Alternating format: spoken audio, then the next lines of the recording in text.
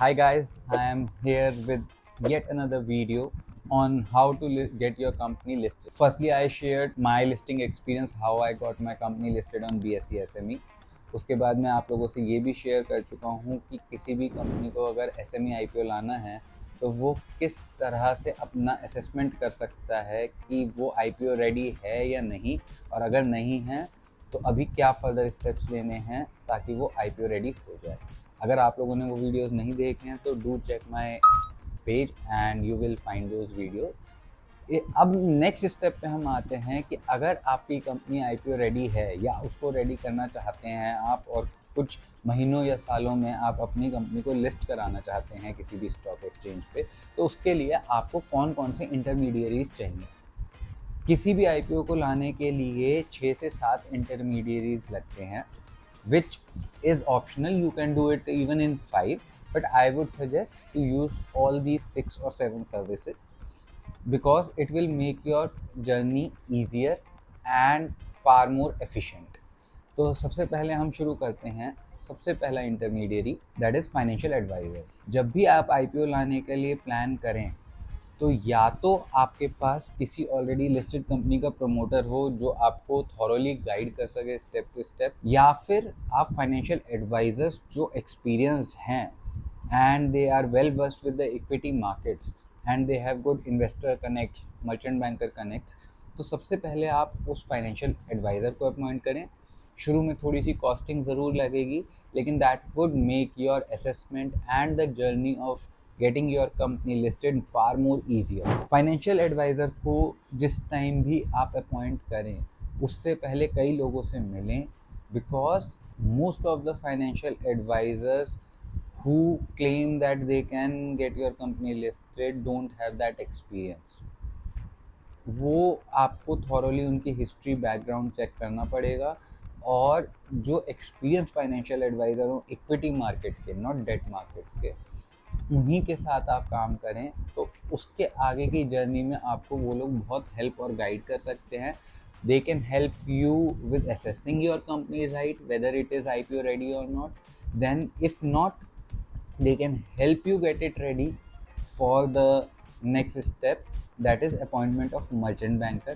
They will also help you and guide you with appointing the right merchant banker, RTAs and underwriters, and choosing the right stock exchange where your company can get listed. So my personal advice would be, मैंने भी अपने case में करा था, appoint a good financial advisor or a financial advisory firm. Now the second party that you require to bring your IPO to get your company listed is a good company secretary. Either you can appoint them any which ways. After getting listed you require to have a company secretary on your role as per the compliance, who would be handling the day-to-day affairs with the ROC and the exchange. But before that, either you can hire a firm who is experienced with getting a company listed or preparing it for the listing process, or who already handles many accounts of many listed companies in their portfolio and manage them. सो सबसे पहले आपको financial adviser करना, उसके बाद एक अच्छा company secretary जो आपकी कंपनी की सारी ROC की फाइल्स को चेक कर सके, आपकी अब तक की जितनी कंप्लायंस हैं जो मैंडेटरी हैं to get a company listed वो सारी पूरी करवा सके। तो you need a good company secretary or a company secretary firm. Now third party that you require is appointing a merchant banker.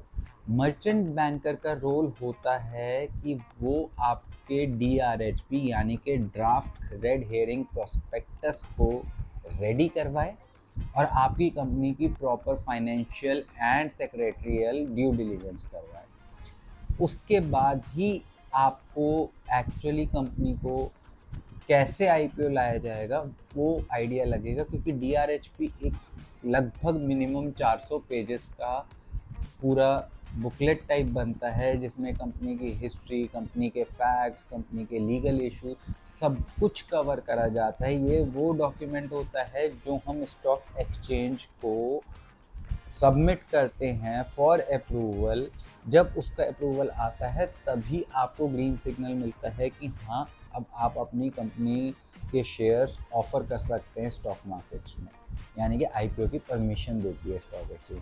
So DRHP is the main document that needs to be prepared, which is done by the merchant banker, and the financial advisor may help him or her in completing that DRHP। तो सारा जितना due diligence process है, technical process है, वो merchant banker है। So merchant banker select करना carefully is a very important task. Merchant bankers जो होते हैं उनको लाइसेंस मर्चेंट बैंकिंग का सेबी से मिलता है। तो सेबी रजिस्टर्ड मर्चेंट बैंकर्स लगभग 250 हैं इंडिया में, और इसकी बहुत ही ओपनली कई सारी वेबसाइट्स पे लिस्ट है।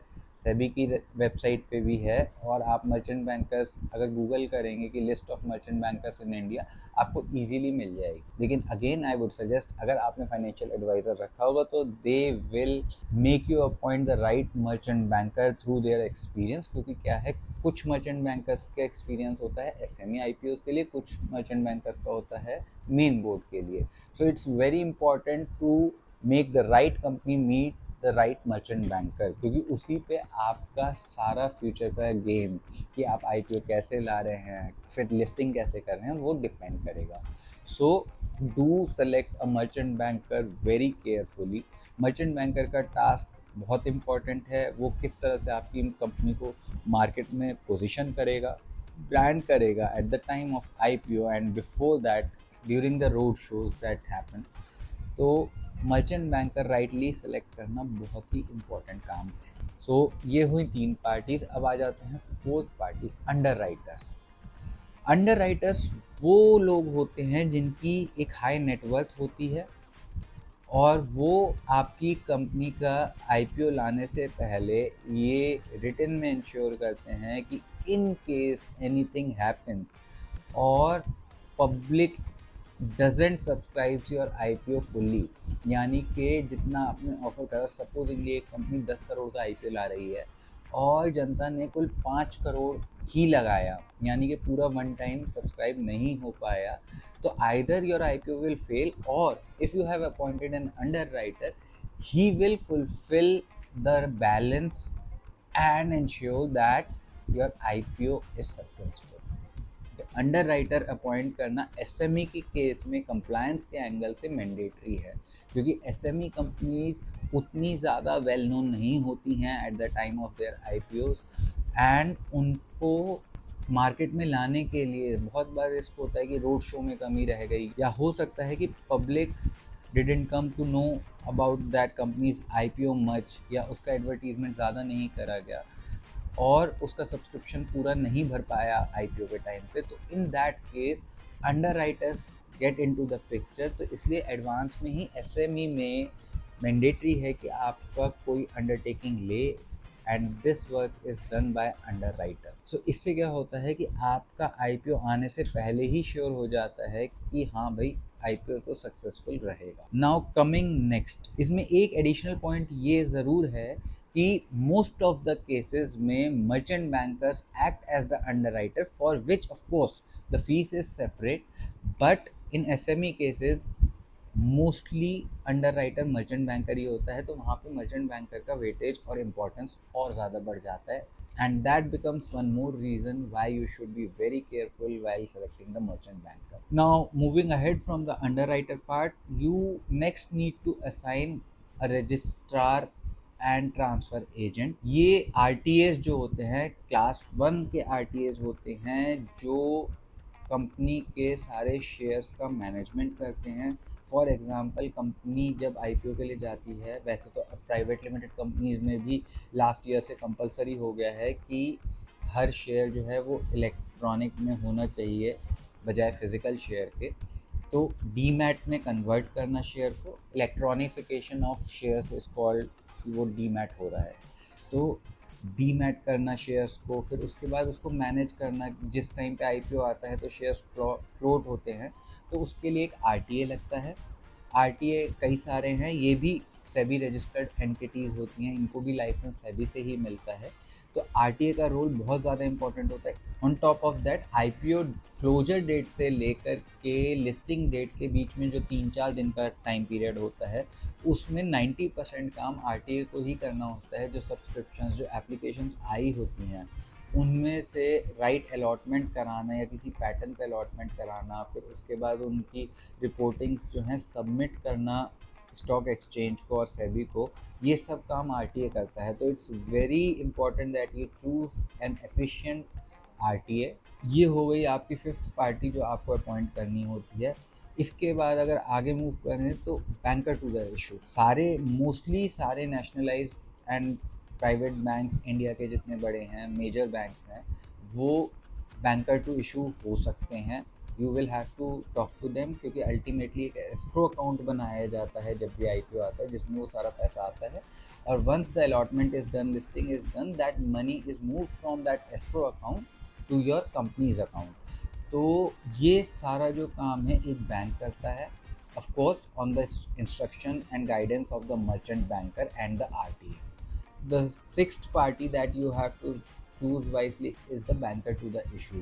They should be cooperative, otherwise आपको बहुत ज़्यादा hassles आ सकती हैं at the time of IPO। तो आपको banker to the issue select करना है। ज़्यादातर लोग जो एग्जिस्टिंग बैंकर होता है उसी को अपना बैंकर टू द इशू बनाते हैं, मैंने भी ऐसा ही करा था। तो मेजर जितने बैंक्स हैं इंडिया के, वो सभी बैंकर टू द इशू की सर्विस दे सकते हैं at the time of your IPO.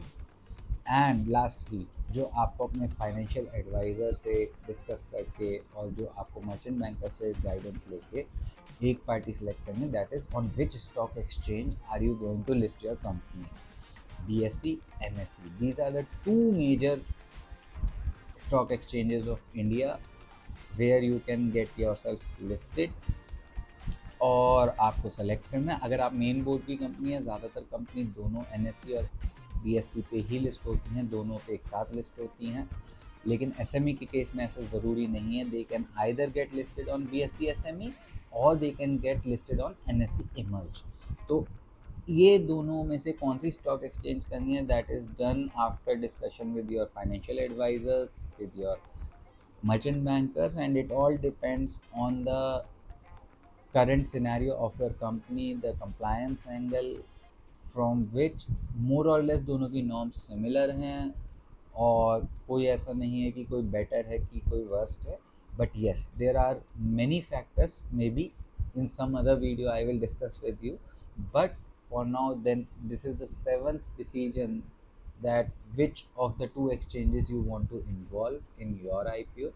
So this way these 7 parties will help you bring an SME IPO, और इससे एक दो पार्टी शॉर्टलिस्ट कर दें तो वो आपको मेन बोर्ड पे लिस्ट कराने में हेल्प करेंगी। Before signing off I will tell you two important things कि मेन बोर्ड का आईपीओ और एसएमई का आईपीओ डिपेंड करता है आपकी current scenario of the company में, कंप्लायंस की कितनी, रेगुलेशंस की कितना कंप्लीशन है आपकी कंपनी में, और दूसरी चीज़ आपको कितना फंड रेज करना है थ्रू आईपीओ या कितना आप कर सकते हैं based on the parameters of the markets. तो अगर जनरली यूजुअली 100 करोड़ से ऊपर का आईपीओ है तो वो मेन बोर्ड पे आता है। दैट इज़ अगर आप 100 करोड़ रेज कर रहे हैं through market after diluting certain equity, तो वो आपके लिए 100 करोड़ से प्लस वाला आईपीओ मेन बोर्ड पे आएगा।